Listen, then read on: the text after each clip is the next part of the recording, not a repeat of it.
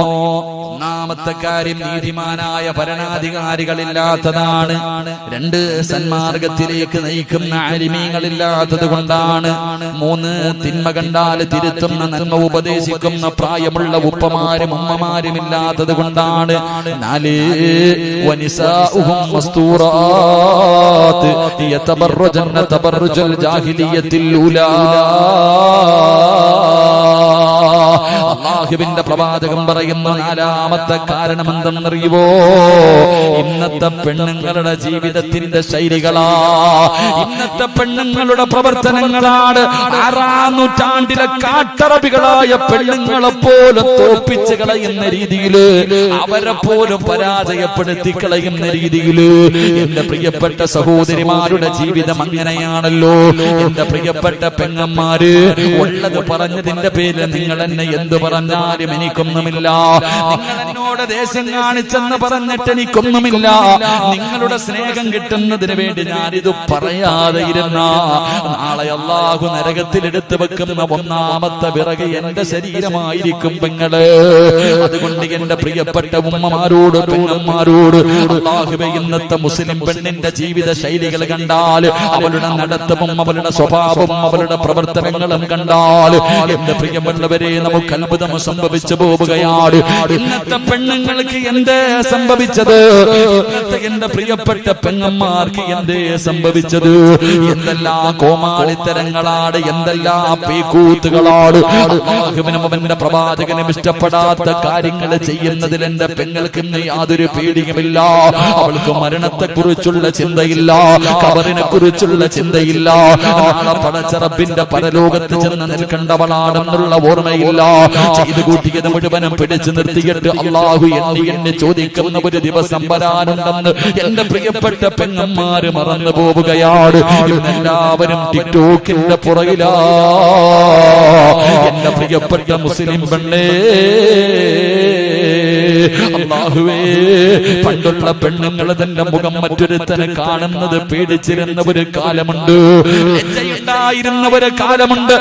അവന്റെ മുന്നിൽ വന്ന് സംസാരിക്കാൻ മടി കാണിച്ചിരുന്ന പെണ്ണുങ്ങളുടെ കാലമുണ്ട്. പക്ഷേ ഇന്ന് പടച്ചവനെ, എന്റെ സഹോദരിമാര്, പടച്ചവനെ ടിക്ടോക്ക് എടുത്ത് ഫേസ്ബുക്കിൽ ഇട്ടിട്ട് ലൈക്ക് തണ്ടുന്ന കാലവാ. എന്റെ പ്രിയപ്പെട്ട പെങ്ങന്മാരോട് ചോദിക്കുകയാ, നിങ്ങൾക്ക് എങ്ങനെ കഴിയുന്നു പെങ്ങള്? 15ഉം 20ഉം വയസ്സുള്ള പെമ്മക്കള് പോകട്ടെ, 40 തികഞ്ഞ എന്റെ ഉമ്മമാര് പോലും ഇന്നതിന്റെ അടിമകളായി മാറിയിരിക്കുകയാണ്. പെങ്ങളെ, 15 വയസ്സുകാരിക്ക് പക്വതയെത്തിയില്ല. ഈ 40 തികഞ്ഞ കിളവിയായ നിനക്കിനി എന്ന് പക്വതയെത്താരാ? 40 തികഞ്ഞ ഉമ്മ 18 വയസ്സുകാരിയായ 20 വയസ്സുകാരിയായ മകളുടെ കൂടെ ടിക്ടോക്ക് നടത്തുന്നത് ഉമ്മയാണ്. അല്ലാഹുവേ, തന്റെ പൊന്നാര മക്കള് തോന്നിവാസം കാണിക്കുമ്പോ മൊബൈല് പിടിച്ചു കൊടുക്കുന്നത് ഉമ്മയാ. എന്റെ പ്രിയപ്പെട്ട സഹോദരിമാരോട് പറയുകയാ, എന്തിനാ മോള്, നിനക്ക് ഈ രാജ്യത്ത് എന്തു ചെയ്യാനുമുള്ള സ്വാതന്ത്ര്യമുണ്ട്. കാരണം എന്നത് പറയുന്നവൻ അകത്ത് പോയി കിടക്കേണ്ട അവസ്ഥയാ. എന്റെ പ്രിയപ്പെട്ട പെങ്ങളോട് എനിക്കൊരപേക്ഷയേ ഉള്ളൂ, നീ എന്ത് വേണമെങ്കിലും ചെയ്തോളൂ, നീ എന്ത് വൃത്തികേട് വേണമെങ്കിലും കാണിച്ചോ. എന്തിനാ മോളെ ഫർദ ധരിക്കുന്നത്? എന്തിനാ മോളെ ഫർദ ധരിക്കുന്നത്? അതൊരു പുണ്യമായ വസ്ത്രമല്ലേ? അത് ആയിഷ ബീവി ധരിച്ചതല്ലേ? അത് ഖദീജ ബീവി ധരിച്ചതല്ലേ? അത് അല്ലാഹുവിന്റെ റസൂലിന്റെ കരളിന്റെ ഘട്ടമായ ഫാത്തിമ ബീവി ധരിച്ചതല്ലേ? ഒരുപാട് മഹദികൾ ധരിച്ച ഫർദയല്ലേ മോള്? എന്തിനാ അതിട്ടുകൊണ്ട് നീ പണി കാണിക്കുന്നത്? നിനക്കതൊന്ന് ഊരിയിട്ടുകൂടെ?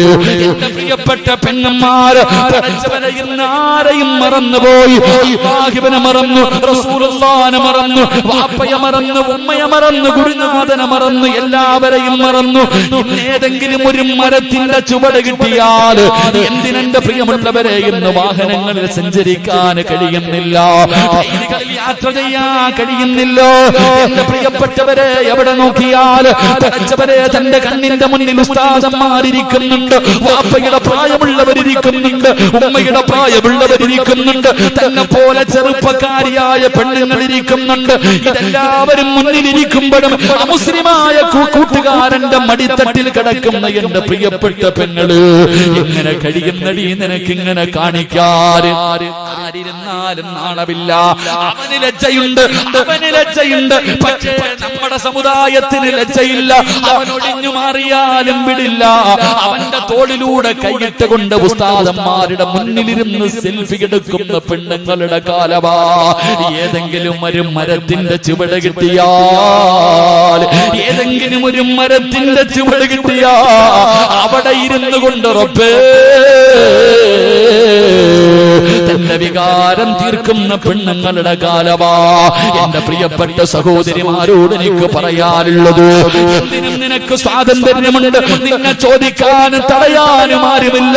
എന്ത് വേണമെങ്കിലും നിനക്ക് ചെയ്യാം. അതിനാ നിനക്കെതിരെ ആരെങ്കിലും പറഞ്ഞ അവനെ പിടിച്ചകത്തിടാനും ആളുണ്ട്. നിനക്ക് പ്രോത്സാഹനം തരാൻ ആളുണ്ട്, നിനക്ക് കൊടി പിടിക്കാൻ ആളുണ്ട്, നിന്നെ സഹായിക്കാൻ ആളുണ്ട്. പക്ഷേ ഇങ്ങനെ നടക്കുന്ന പെണ്ണുങ്ങളോട് എനിക്ക് പറയാറുള്ളത്, ഒരു ദിവസം നിനക്ക് വരുമ്പോ നീ ഇവരെ എല്ലാവരെയും വിളിക്കണം മോള്. ഇതെല്ലാം കഴിഞ്ഞിട്ട് ഇന്ന് നിന്റെ കൂടെ എല്ലാവരും ഉണ്ട്. പക്ഷേ ഒരു ദിവസം നിന്റെ കണ്ണിന്റെ മുന്നിലേക്ക് മലക്കുൽ മൗത്ത് അസ്റായീൽ ഫകസഫിനാ അൻക ഇതാക ഫബസറുക അൽയൗമ ഹദീദ്. നിന്റെ കണ്ണിന്റെ മുന്നിലേക്ക് മലക്കുൽ മൗത്ത് അനുയായികളും ഇറങ്ങി വരും. അവര് പറയും കൊണ്ടുപോകാമെന്നതാടി, നിന്നെ റൂഹ് പിടിക്കാമെന്നതാണ്. വിളിച്ച് കൊടി പിടിച്ചവര്, പ്രോത്സാഹനം തന്നവര്, കൂടെ നടന്നവര്, ഷെയർ ചെയ്തവര്, നിനക്ക് ലൈക്ക് തന്നവര്, എല്ലാവരെയും വിളിക്കില്ല. പടച്ചവനെ ആ മരണത്തിന്റെ രംഗം ഇങ്ങനെ കടന്നു വരുമ്പോ അതാ അവരുകൾ പറയുന്നു, കല്ലാ ഇദാ ബലഗത്തി തറാഖിയ വഖീല മൻ റാഖ വظن أنه الفراق والتفت الساق بالساق إلى ربك يومئذ المساق. മലക്കുകൾ പറയുന്ന ദിവസം ആര് വരുമടി നിന്നെ രക്ഷിക്കാൻ? ആ മരണത്തിൽ നിന്ന് രക്ഷിക്കാൻ ആരാ നിനക്ക് വരുന്നത്? ഇതെല്ലാം കഴിഞ്ഞിട്ട് നാളെ ഇന്നിങ്ങനെ നടക്കുമ്പോ അല്ല നിന്നെ ഇങ്ങനെ വെറുതെ വിട്ടിരിക്കുകയാണ്. ഓന്തോടിയാൽ എവിടെ വരെ ഓടും പെണ്ണ്, നീ പോയാൽ എവിടെ വരെ പോകുമടി? ഈ ഓട്ടത്തിനൊരവസാനമുണ്ട്. അല്ല പറയുകയാ, അല്ല പറയുകയാ, വത്തഖൂ യൗമൻ തുർജഊന ഫീഹി ഇലല്ലാഹ്. എവിടെ പോയാൽ ഒരു ദിവസം നീ എന്റെ മുന്നിൽ തിരിച്ചു വരുമടി.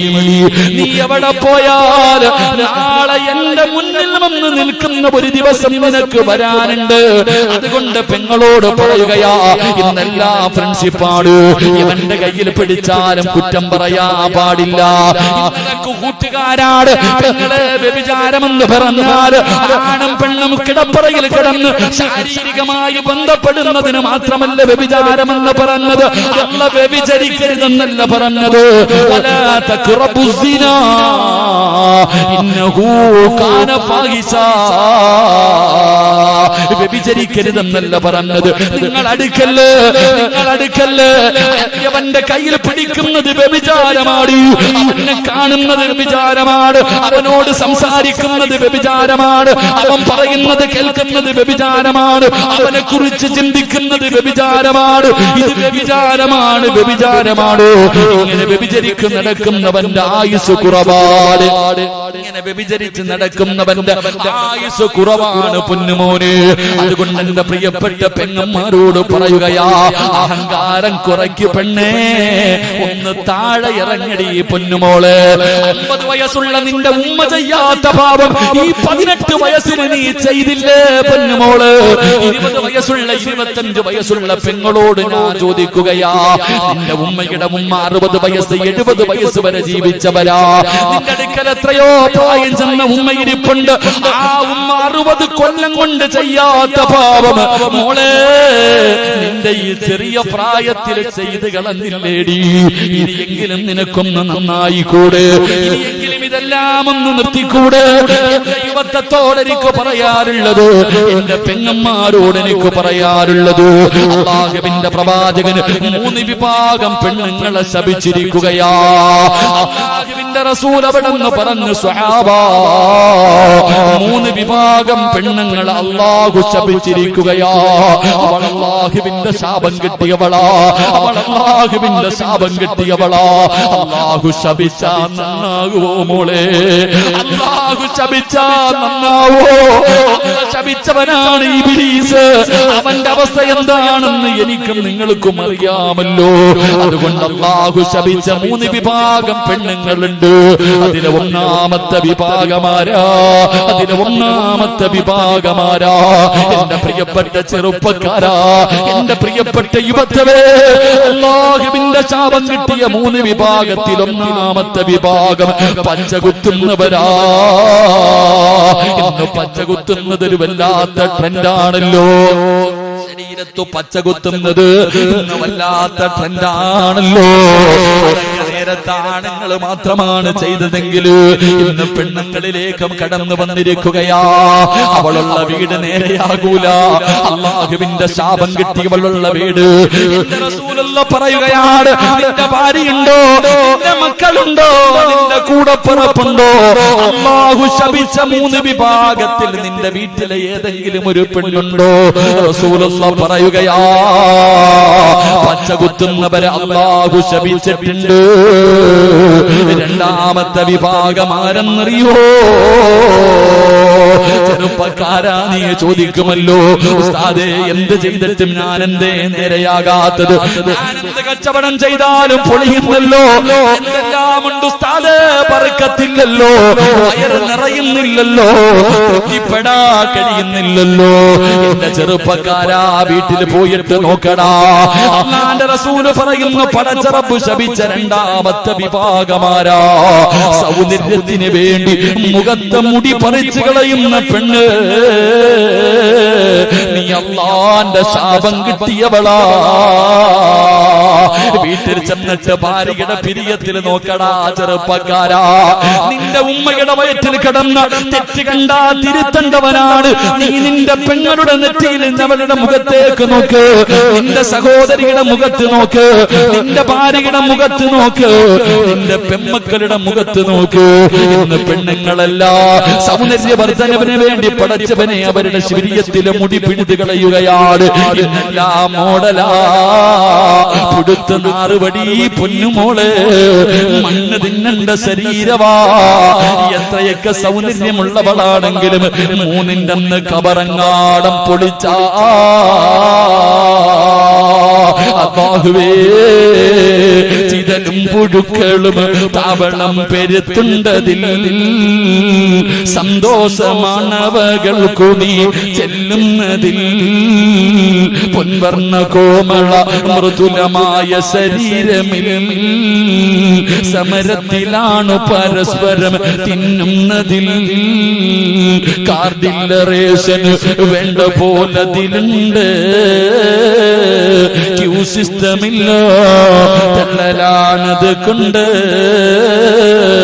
ഇതെല്ലാം പുഴുക്കൾ തിന്നുന്ന ഒരു ദിവസം വരാനുണ്ട് മോളെ. നിന്റെ സൗന്ദര്യം നാട്ടുകാർക്ക് കാണാനുള്ളതല്ല, നിന്റെ സൗന്ദര്യം നിന്റെ ഭർത്താവിന് ആസ്വദിക്കാനുള്ളതാ. നാട്ടുകാരുടെ മുന്നിൽ സൗന്ദര്യമുള്ളവളാണെന്ന് തെളിയിക്കാ. തന്റെ മുഖത്തിലെയും തന്റെ പെരിയത്തിലെയും മുടി പിഴുതു കളയുന്ന ഉമ്മമാരെ, അല്ലാഹു ശപിച്ചവളാണ് നീ, അല്ലാഹുവിന്റെ ശാപം കിട്ടിയവളാണ് നീ. അങ്ങനെ ഏതെങ്കിലും ഒരു പെണ്ണു ഈ മഹാനിന്റെ ചാരത്ത് വന്നിരിപ്പുണ്ടോ? അള്ളാന്റെ മുന്നിൽ പൊട്ടിക്കരന്ന് തൗബ ചെയ്തോ, അള്ളാഹുവിന്റെ മുന്നിൽ പൊട്ടിക്കരന്നിട്ട് തൗബ ചെയ്തിട്ട് അള്ളാഹുവിന്റെ സ്നേഹം നേടാതെ പോകല്ലേ. മൂന്നാമത്തെ വിഭാഗമാരാ? അള്ളാഹുവിന്റെ ശാപം കിട്ടുന്ന മൂന്നാമത്തെ വിഭാഗം എന്റെ പ്രിയപ്പെട്ടവരെ, നരച്ച മുടി മറയ്ക്കുന്നവരാ. പടച്ചവനെ ഇന്ന് പ്രായം മറയ്ക്കാതെ, ഇന്ന് പ്രായം മറയ്ക്കാ പടച്ചവനെ നരച്ച മുടിയുടെ മുന്നില് എന്റെ പ്രിയപ്പെട്ടവരെ കറുത്ത പെയിന്റടിച്ചിട്ട് നടക്കുന്ന ചെറുപ്പക്കാരാ, എന്റെ പ്രിയപ്പെട്ട പെങ്ങന്മാര്, അല്ലാഹുവിന്റെ റസൂൽ അവിടെന്ന് പറയുകയാ, നീ ശാപം കിട്ടിയവളാണ്, പടച്ചറപ്പിന്റെ ശാപം കിട്ടിയവളാണ്. അതുകൊണ്ട് എന്റെ പ്രിയപ്പെട്ട മാതാപിതാക്കളോട് പറയുകയാണ്, ഈ പറയുന്ന മൂന്ന് വിഭാഗം പെണ്ണുങ്ങൾ നിന്റെ വീട്ടിലുണ്ടോ? അവർ അല്ലാഹുവിന്റെ ശാപം വാങ്ങുന്നവരാ. അതുകൊണ്ട് എന്റെ പ്രിയപ്പെട്ട സഹോദരിമാരോട്, എന്റെ പെങ്ങന്മാരോട് എനിക്ക് പറയാനുള്ളത്, നിങ്ങൾ പടച്ചവനെ ഭയന്ന് ജീവിക്കൂ, അല്ലാഹുവിനെ മറന്നു പോകല്ലേ, വന്ന വഴി മറന്നു പോകല്ലേ. നിങ്ങള് എല്ലാ പാവങ്ങളും കെടികളാ. ഇടയ്ക്കിടയ്ക്ക് നോവല് വായിക്കുന്നതൊക്കെ എടുത്ത് മാറ്റൂ. എന്തിനാ സിനിമാ താരങ്ങളെ കണ്ടുപിടിക്കുന്നത്, സീരിയൽ നടിമാരെ കണ്ടുപിടിക്കുന്നത്, മോഡലുകളുടെ ചരിത്രം വായിക്കുന്നത്? നിങ്ങളെ നിന്നെ പോലെ വികാര വിചാരമുള്ള പച്ചയിറച്ചിയുള്ള നിന്റെ കാല് കാടാരടകുള്ള, നിന്നെക്കാലും ഒരുപാട് സ്വപ്നങ്ങളും പ്രതീക്ഷകളുമായി കഴിഞ്ഞിരുന്ന എത്രയോ മഹതിമാരുണ്ട്. ആയിഷ ബീവിയുടെ ചരിത്രമെടുത്ത് വായിച്ചു നോക്ക്, ഖദീജ ബീവിയുടെ ചരിത്രമെടുത്ത് വായിച്ചു നോക്ക്, ഫാത്തിമ ബീവിയുടെ ചരിത്രമെടുത്ത് വായിച്ചു നോക്ക്. ഒരുപാട് സഹാബി വനിതകളുടെ ചരിത്രം നിനക്ക് പഠിക്കാറില്ലേ? നഫീസത്തുൽ മിസ്രിയ എന്തൊരു സൗന്ദര്യമുള്ള പെണ്ണായിരുന്നു. ആ മിസ്റിന്റെ മാണിക്യത്തിന്റെ ചരിത്രം നീ വായിച്ചു നോക്കാത്തതുണ്ട്. നൂറിൽ മിസ്രിയാനെ നിനക്കറിയുമല്ലോ, മൈമൂനത്തിൽ മിസ്രിയാനെ നിനക്കറിയുമല്ലോ. ഒരുപാട് മഹദികളുടെ ചരിത്രം നിനക്ക് വായിക്കാൻ പഠിക്കാനുണ്ടല്ലോ. ഇടയ്ക്കിടയ്ക്ക് സമയം കിട്ടുമ്പോ അവരൊക്കെ അവരുടെ ചരിത്രങ്ങളൊന്ന് വായിച്ചു നോക്കിയിട്ട് നിന്റെ ജീവിതത്തിൽ മാറ്റം വരുത്താ തീരുമാനിച്ചോ? എന്റെ പ്രിയപ്പെട്ട പെങ്ങൾക്ക് ഞാനൊരു ചരിത്രം പറഞ്ഞു തരാ. മഹാനായ നബി മുഹമ്മദ് മുസ്തഫ സല്ലല്ലാഹു അലൈഹി വസല്ലമ തങ്ങള്, എന്റെ പ്രിയപ്പെട്ട പെങ്ങള്, സ്വന്തം നിലനിൽപ്പിന് വേണ്ടി പടച്ച റബ്ബിന്റെ ദീൻ മറന്നു പോകുന്ന ഏത് വൃത്തികേടുകൾക്കും കൂട്ടു നിൽക്കാൻ തയ്യാറാകുന്ന യുവത്വേ, അല്ലാഹുവിന്റെ പ്രവാചകൻ അവിടെന്ന് പറയുകയാണ്, ദഖൽതുൽ ജന്ന വസമിഅത് ഖശബതൻ. അല്ലാഹുവിന്റെ പ്രവാചകൻ സ്വർഗ്ഗത്തിലൂടെ നടന്നു പോകുമ്പോ അതാ മുത്തുനബിയുടെ മുന്നിലൂടെ സ്വർഗ്ഗത്തിൽ ഒരു പെണ്ണിങ്ങനെ നടന്നു പോവുകയാ. അല്ലാഹുവിന്റെ പ്രവാചകന്റെ മുന്നിലൂടെ സ്വർഗ്ഗത്തിൽ ഒരു പെണ്ണിങ്ങനെ നടന്നു പോവുകയാണ്. ആരാണെന്നറിയുന്നില്ല. അല്ലാഹുവിന്റെ റസൂലിനെ വല്ലാത്ത അത്ഭുതമായി പടച്ചവര്, എന്നെക്കാലം മുമ്പേ സ്വർഗ്ഗത്തിലൊരു പെണ്ണ് കടന്നു പോകുന്നു. മുത്തുനബിയാണ് സ്വർഗ്ഗം തുറക്കുന്നത്. അല്ലാഹുവിന്റെ പ്രവാചകന് സ്വർഗ്ഗത്തിലേക്ക് കടന്നു ചെല്ലുമ്പോ അല്ലാഹുവിന്റെ പ്രവാചകന്റെ മുന്നിലൂടെ നടന്നു പോകുന്ന ഒരു പെണ്ണിനെ കാണുകയാണ്. അല്ലാഹുവിന്റെ റസൂൽ ചോദിക്കുകയാണ്, ഫഖുൽതു മൻ ഹൗലാ, ആരാ എന്റെ മുന്നിലൂടെ നടന്നു പോകുന്ന ആ പെണ്ണാരാ?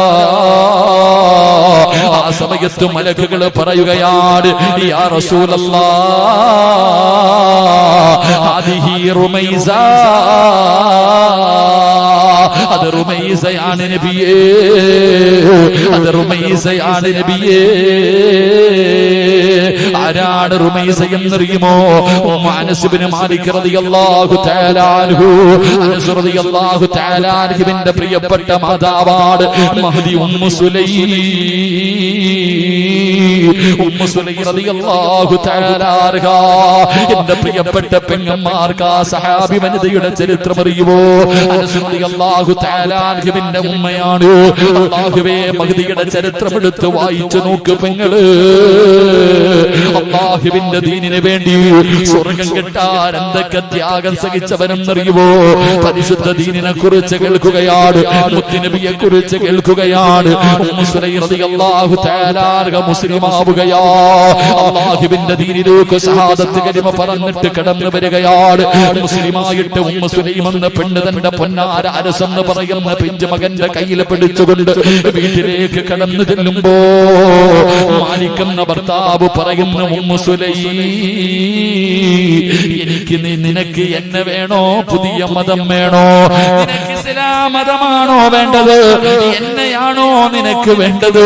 ഭർത്താവ് തന്റെ ഭാര്യയോട് ചോദിക്കുമ്പോ കുഞ്ഞിനെ കയ്യിൽ പിടിച്ചിട്ട് ഉമ്മു സുലൈം പറയുന്നു, മാലിക്കേ, എനിക്ക് നിങ്ങളെക്കാളും വലുത് അല്ലാഹുവിന്റെ ദീനാ. എനിക്ക് പടച്ച റബ്ബിനെയാ വേണ്ടത്, എനിക്ക് മുത്തുനബിയാണ് വേണ്ടത്. ഉമ്മു സുലൈം, മതം കളഞ്ഞില്ലെങ്കിൽ ഞാൻ നിന്നെ ഉപേക്ഷിക്കും. ഉമ്മു സുലൈം, ഭർത്താവ് പറയുകയാ, നിന്നെ ഞാൻ ഉപേക്ഷിക്കും, ഈ പിഞ്ചു മകനെയും കൊണ്ട് നീ ഒറ്റയ്ക്ക് ജീവിക്കേണ്ടി വരും. ഉമ്മു സുലൈം റളിയല്ലാഹു തആല പറഞ്ഞു, അല്ലാഹുവിന്റെ ദീൻ വലിച്ചെറിയാൻ എനിക്ക് പറ്റൂല. എനിക്ക് അല്ലാഹുവിനെ വേണം, എനിക്ക് മുത്തുനബിയെ വേണം, എനിക്ക് എന്റെ ദീൻ വേണം. അതുപോലെ നിങ്ങളെയും എനിക്ക് വേണം. നിങ്ങളെ ഉപേക്ഷിക്കാൻ എനിക്ക് കഴിയില്ല. അതാ ഉമ്മു സുലൈം റളിയല്ലാഹു തആലയുടെ മറുപടി കേൾക്കുമ്പോൾ മാലിക് എന്ന് പറയുന്ന ഭർത്താവുണ്ടല്ലോ, പടച്ചവനെ തന്റെ പൊന്നാര മകനെ കയ്യിലേൽപ്പിച്ചിട്ട് അവിടെ നിന്ന് വീട്ടിൽ നിന്നിറങ്ങി പോവുകയാണ്. ചോര കുഞ്ഞിനെ മാറിടത്തിലേക്ക് ചേർത്ത് പിടിച്ചിട്ട് ഉമ്മു സുലൈം നിന്ന് കരയുകയാ. എന്ത് ചെയ്യണമെന്നറിയില്ല. മുസ്ലിമായതിന്റെ പേരിൽ തന്റെ പ്രിയപ്പെട്ട ഭർത്താവ് ഉപേക്ഷിച്ചിട്ട് ഇറങ്ങി പോവുകയാണ്. Ummu Sulaim തകർന്നില്ല. അനസ് എന്ന് പറയുന്ന പൊന്നുമോനെ വല്ലാതെ കഷ്ടപ്പെട്ട് വളർത്തുകയാണ്. അല്ലാഹുവേ, ഒരുപാട് ത്യാഗങ്ങൾ സഹിച്ച് വളർത്തുകയാ. അവസാനം എന്റെ പ്രിയപ്പെട്ടവരെ, മഹാനായ നബി മുഹമ്മദ് മുസ്തഫ സല്ലല്ലാഹു അലൈഹി വസല്ലമ തങ്ങള് ഹിജ്റ ചെയ്ത് നാട്ടിലേക്ക് വന്നപ്പോ എല്ലാവരും അല്ലാഹുവിന്റെ പ്രവാചകന്റെ മുന്നിലേക്ക് ഓടുകയാണ്. ഈ പ്രപഞ്ചം തന്നെ സൃഷ്ടിക്കാൻ കാരണക്കാരനായ മുത്തുനബി മുഹമ്മദ് മുസ്തഫ സല്ലല്ലാഹു അലൈഹി വസല്ലമ തങ്ങളെ കാണുമ്പോ എല്ലാവരും സമ്മാന പൊതിയുമായിട്ട് ഓടുകയാണ്. മുത്തുനബിയുടെ കയ്യിൽ കൊണ്ടുപോയി സമ്മാനം കൊടുക്കുമ്പോ ഉമ്മു സുലൈം റളിയല്ലാഹു തആല വീടിന്റെ അകത്തിരുന്ന് കരയുന്നു, അല്ലാഹ്, എന്റെ കയ്യിലൊന്നുമില്ലല്ലോ റബ്ബേ, മുത്തുനബിക്ക് കൊടുക്കാ, ലോകത്തിന്റെ നേതാവിനെ കൊടുക്കാ. കണ്ടിരുന്ന ആദ്യമായിട്ട് മുത്തുനബിയെ കാണുമ്പോ കൊടുക്കാ തന്റെ കയ്യിലൊന്നുമില്ലല്ലോ. ഉമ്മു സുലൈം വീടിന്റെ അകത്തിരുന്ന് കരയുകയാണ്. എന്നിട്ട് തന്റെ പൊന്നാര മകനെയുണ്ടല്ലോ, അനസ് എന്ന് പറയുന്ന 10 വയസ്സുള്ള തന്റെ പൊന്നാര മകനെ ഒരുക്കുകയാണ്.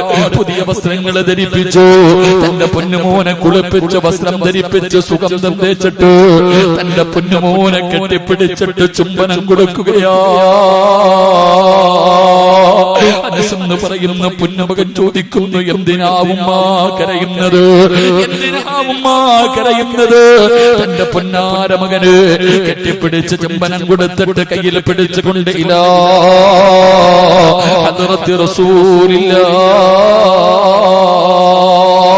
അല്ലാഹുവിന്റെ പ്രവാചകന്റെ ചാരത്തേക്ക് ഉമ്മു സുലൈം കടന്നു പോവുകയാണ്. അല്ലാഹുവിന്റെ പ്രവാചകന്റെ മുന്നിലേക്ക് കടന്നു ചെന്നിട്ട് അവിടെ നിന്ന് പറയുന്നു, നബിയേ, യാ റസൂലല്ലാഹ്, അല്ലാഹുവിന്റെ റസൂലേ, എല്ലാവരും അങ്ങേക്ക് സമ്മാനം കൊണ്ടുവന്ന് തരുന്നുണ്ട്. വിലപിടിപ്പുള്ള സമ്മാനങ്ങള് എല്ലാവരും അങ്ങയുടെ കയ്യിൽ കൊണ്ടുവന്ന് തരുന്നുണ്ട്.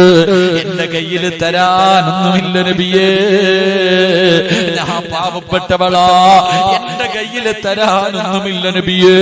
എനിക്ക് ലോകത്തിലെ ഏറ്റവും ഇഷ്ടം അല്ലാഹുവും അവന്റെ പ്രവാചകനും കഴിഞ്ഞാൽ എനിക്കിന്ന് ലോകത്തിൽ ഏറ്റവും ഇഷ്ടപ്പെട്ടത് എന്റെ പൊന്നുമകൻ അനസിനെയാണ് നബിയേ.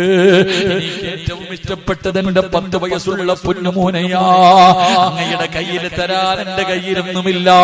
10 വയസ്സുകാരനായ അനസ് എന്ന് പറയുന്ന പൊന്നുമോനെ മുത്തുനബിയുടെ കയ്യിൽ കൊടുത്തിട്ട് പറയുന്നു, യാ റസൂലല്ലാഹ്,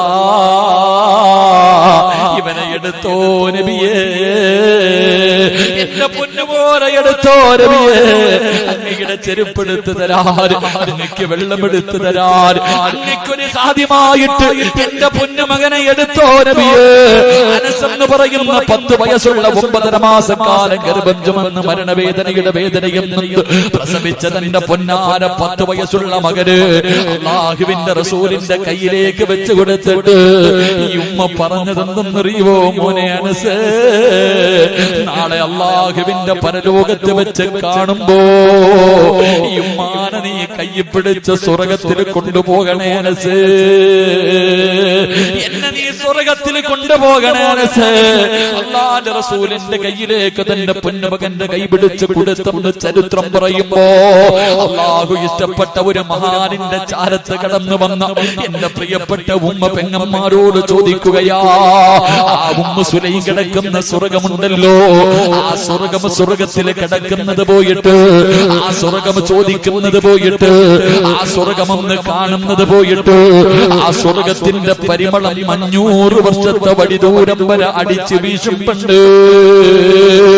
അന്ന് ശ്വസിക്കാ, അതൊന്ന് ശ്വസിക്കാ നമുക്ക് അർഹതയുണ്ടോ പെങ്ങള്? അതുകൊണ്ട് എന്റെ പെങ്ങളോട് പറയുകയാ, അഹങ്കാരമൊക്കെ മാറ്റുമോളെ, എപ്പോഴെവിടെ വെച്ചാണ് മരണം വരുന്നതെന്നറിയില്ല.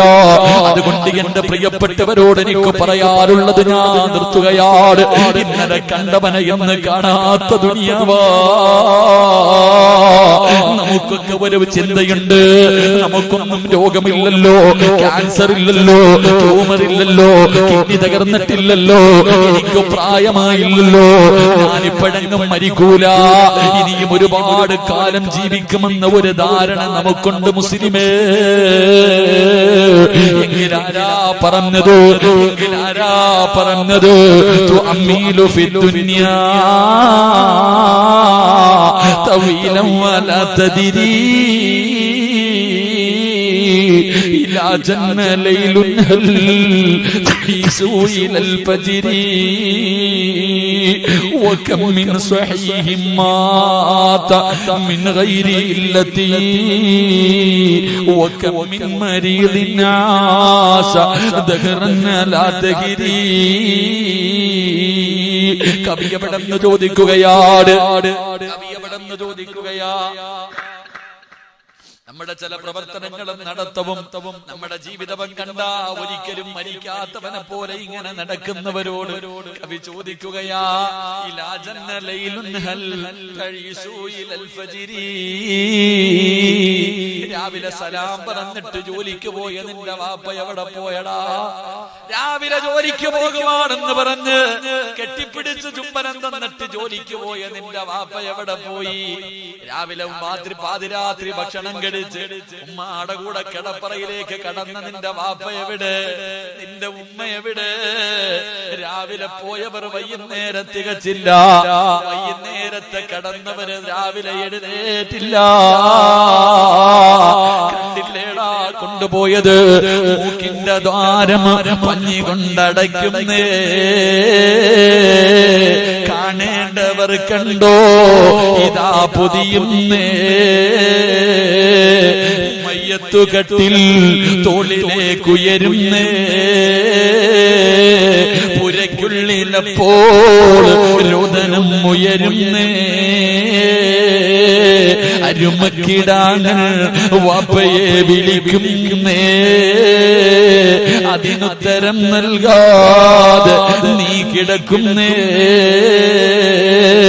വെള്ള തുണിയിലേക്ക് കുളിപ്പിച്ചിട്ട് നിന്റെ വാപ്പാനെ കൊണ്ടുകിടത്തി, നിന്റെ ഉമ്മാനെ കൊണ്ടുകിടത്തി, നിന്റെ കുടുംബത്തിലെ പലരെയും കൊണ്ടുകിടത്തി, മൂക്കിന്റെ താരത്ത് പഞ്ഞികെടുത്ത് വെച്ചു, ചെവിയിലും വായിലും കണ്ണിലുമെല്ലാം പഞ്ഞികെടുത്ത് വെച്ച് 3 കഷ്ടം വെള്ള തുണിയെടുത്ത് പൊതിഞ്ഞിട്ട് അതാ തലയിലും കാലിലും തുണിയങ്ങ് ചുരുട്ടിയിട്ട് 3 കെട്ട് കെട്ടിയിട്ട് പള്ളിയിൽ നിന്ന് കൊണ്ടുവന്ന മയ്യത്ത് കെട്ടിനകത്ത് എടുത്തു വെച്ച് 6 പേര് ചുമന്നുകൊണ്ട് പള്ളിപ്പറമ്പിൽ കൊണ്ടുപോയി കുടിച്ചിട്ടില്ല. ചിന്തിച്ചിട്ടില്ലടാ. എന്തേ ചിന്തിക്കാത്തത്? നീ വിചാരിച്ചോ ക്യാൻസർ ഉണ്ടെങ്കിലേ മരിക്കുമെന്ന്, ട്യൂമർ വന്നാലേ മരിക്കുമെന്ന് നീ കരുതിയെങ്കിൽ ഇല്ലടാ. വകം മിൻ സ്വഹീഹിൻ മാത മിൻ ഗൈരി ഇല്ലത്തി, ഒരു രോഗവുമില്ലാത്തവർ പെട്ടെന്ന് വീണും മരിച്ചു പോകുന്നടാ ചെറുപ്പക്കാരാ. കഴിഞ്ഞ ഞായറാഴ്ച ദിവസം ചങ്ങനാശ്ശേരിയിലെ റബ്ബേ 28-ാം തീയതി 27-ാം തീയതി ചങ്ങനാശ്ശേരിയിലെ മക്കാമിൽ കിടക്കുന്ന കറുത്ത തങ്ങളുടെ ആണ്ട് നേർച്ചയായിരുന്നു. എന്റെ പ്രിയപ്പെട്ടവരെ, എന്റെ മഹല്ലില്, ഞാൻ ജോലി ചെയ്യുന്ന മഹല്ലില് അതാ 18 വയസ്സുള്ള ചെറുപ്പക്കാരൻ പടച്ചവനെ ഗൾഫിൽ നിന്ന് വന്നതാണ്, ഗൾഫിൽ നിന്ന് വന്നതാണ്. തന്റെ പൊന്നാര മകനെ കൊണ്ടുവന്ന് വിട്ടിട്ട് വാപ്പ അങ്ങോട്ട് പോയതേ ഉള്ളൂ. ഒരു ദിവസമേ കഴിഞ്ഞുള്ളൂ. 18 വയസ്സുള്ള പൊന്നുമോ ഭക്ഷണം കഴിഞ്ഞിട്ട് കിടന്നതാ. സുബഹിക്ക് എഴുന്നേറ്റില്ല മോനെ. ചെന്ന് നോക്കുമ്പോ അവന്റെ ശരീരം തണുത്ത് വിറച്ചിരിക്കുകയാ. അവന് ക്യാൻസർ ഇല്ല, അവന് ട്യൂമർ ഇല്ല, ഒരു മാരക രോഗവുമില്ല. അവൻ അറ്റാക്ക് ഉണ്ടാകാ, കൊളസ്ട്രോൾ ഇല്ല, ബ്ലോക്ക് വന്നിട്ടില്ല. രാത്രി കിടക്കുമ്പോ ഒരു തലവേദന പോലുമില്ലാത്ത 18 വയസ്സുകാരമെന്നാറടി മണ്ണിന്റെ അകത്താ. തന്റെ പ്രിയപ്പെട്ട ഭാര്യ പ്രസവിച്ചിട്ട് 6 മാസം. പടച്ചവനെ, എന്റെ പള്ളിയുടെ നമ്മുടെ പരിസരം കോട്ടയം ജില്ലയില് അതാ തന്റെ പൊന്നാര ഭാര്യ പ്രസവിച്ചിട്ട് 6 മാസമായി. 27 വയസ്സുള്ള ചെറുപ്പക്കാരന് വാപ്പയും ഉമ്മയും ഭാര്യയും ഒരുമിച്ചിരുന്ന് രാത്രി ഭക്ഷണം കഴിക്കുകയാണ്. കഴിച്ചുകൊണ്ടിരിക്കുമ്പോ ചോറ് വാരിയിട്ട് വായിലേക്ക് വെക്കാൻ പോകുമ്പോ ഒന്ന് പുറകിലേക്ക് വീണു മോനെ. അനക്കമില്ലടാ. ഹോസ്പിറ്റലിൽ കൊണ്ടുപോകുമ്പോ ഡോക്ടർ പറഞ്ഞു സൈലന്റ് അറ്റാക്കാ. എത്രയോ പിഞ്ചുമക്കളുടെ മയ്യത്ത് കബറടക്കി വരുന്നുണ്ട്, എത്രയോ പിഞ്ചു കുഞ്ഞുങ്ങളുടെ മയ്യത്ത് കബറടക്കി വരുന്നുണ്ട്. എന്തേ നിനക്കും മരിക്കേണ്ടവനാണെന്ന് തോന്നാത്തതെന്താണ്? അതുകൊണ്ട് പറയുകയാ, എപ്പോഴെവിടെ വെച്ചാ വരുന്നതെന്നറിയില്ല, ഏത് രീതിയിലാ വരുന്നതെന്നറിയില്ല. അതുകൊണ്ട് ഒരുങ്ങിക്കോ, അതുകൊണ്ട് ഒരുങ്ങിക്കോ, സ്വന്തം കാര്യം നോക്കിക്കോ. ഇതാ ജാ നസ്റുല്ലാഹി വൽ ഫത്ഹ് വറഅയ്ത الناس يدخلون في دين الله أفواجا فسبح بحمد ربك واستغفره إنه كان توابا. ഇത് മുത്തുനബിയുടെ മരണമെടുത്തു എന്ന് അല്ലാഹുവിന്റെ റസൂലിന്റെ മുന്നിൽ ജിബ്രീൽ വന്നറിയിച്ച ഒന്നാമത്തെ അടയാളമാ. അതുകൊണ്ട് എനിക്കും നിങ്ങളോട്, എന്റെ നഫ്സിനോടും നിങ്ങളോടും എനിക്ക് പറയാറുള്ളത്, സമയമായി, ഈ ലോകം തകരാ സമയമായി. അതിന്റെ അഹങ്കാരമാ കാണുന്നത്. അല്ലാഹുവേ, അതിന്റെ മുമ്പുള്ള പ്രവർത്തനങ്ങളാ കണ്ടുകൊണ്ടിരിക്കുന്നത്. ഇതെല്ലാം ഇടിഞ്ഞു വീഴാറായി. വേണമെങ്കിൽ ഒരുങ്ങിക്കോ, വേണമെങ്കിൽ നന്നായിക്കോ, വേണമെങ്കിൽ പടച്ച റബ്ബിന്റെ സ്നേഹം പിടിച്ചു പറ്റിക്കോ, എന്നിട്ട് രക്ഷപ്പെടാൻ നോക്കിക്കോ. അതുകൊണ്ട് ഫസബ്ബിഹു ബിഹംദി റബ്ബിക, അല്ലാഹുവിലേക്കടുത്തോ, അല്ലാഹുവിലേക്കടുത്തോ. പടച്ച റബ്ബിന്റെ സ്നേഹം വാങ്ങി വെച്ചോ. ഇസ്തിഗ്ഫാറുകൾ അധികമായിട്ട് പറഞ്ഞോ. മരണത്തിന് വേണ്ടി ഒരുങ്ങിക്കോ. അതുകൊണ്ട് എന്റെ പ്രിയപ്പെട്ട പെങ്ങള്, ഭൂമിയിൽ ദുരന്തമുണ്ടാകാറുള്ള 4ാമത്തെ കാരണം എന്തെന്നറിയോ? എന്റെ പ്രിയപ്പെട്ട പെങ്ങന്മാരെ, എല്ലാ പെണ്ണുങ്ങളെയും ഞാൻ കുറ്റപ്പെടുത്തുന്നില്ല, ഞാൻ നിങ്ങളെ ആക്ഷേപിക്കുന്നില്ല.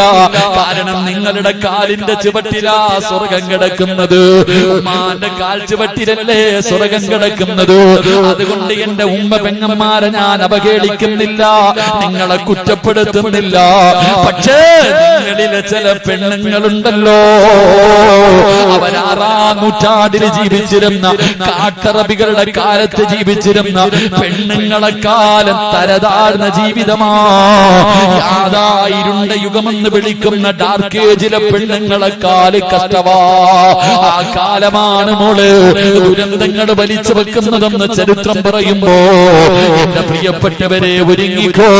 അല്ലാഹുവേ, കരുണക്കടലായ അല്ലാഹ്, നിന്റെ അദാബുകളെ തൊട്ട്, നിന്റെ ദുരന്തങ്ങളെ തൊട്ട് നീ ഞങ്ങളെ കാക്കണേ അല്ലാഹ്, നീ ഞങ്ങളെ കാത്തിരക്ഷിക്കണേ അല്ലാഹ്. പടച്ചവന് ഞങ്ങളുടെ നാടുകള് പ്രകൃതി ദുരന്തങ്ങളെ തൊട്ട് നീ കാത്തിരക്ഷിക്കണേ റബ്ബേ. ഈ സദസ് അതിനൊരു സബബാക്കണേ അല്ലാഹ്.